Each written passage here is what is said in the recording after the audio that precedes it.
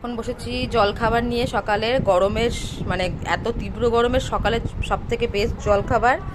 এখানে টক দই নিয়েছি, চিড়ে ভিজিয়ে নিয়েছি, এ দেখো চিনি, আর এখানে নিয়েছি আম, আর সামান্য একটু নুন নিয়েছি। এটাকে এবার মাখবো।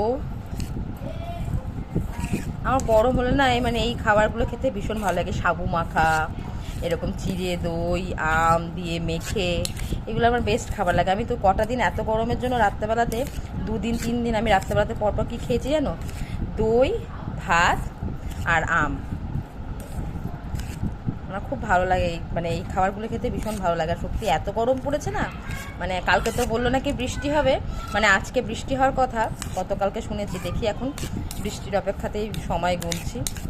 বাইরে রোদ নেই বটে, কিন্তু দেখো মেঘ কিন্তু করে আছে। আর এই মেঘলার জন্য যেহেতু বৃষ্টি হচ্ছে না, সেই জন্য গুমোট হয়ে আছে চারিদিকটা পুরো। তো এই যে আমার মাখা হয়ে গেছে, আমগুলোকে একটুখানি করে নেবো, তো এটাই খাবো। চলো আমি খেয়ে ফেলি। আর আমার খেতে খেতে কটা বাজে দেখো, শুধু আজকে 11:30।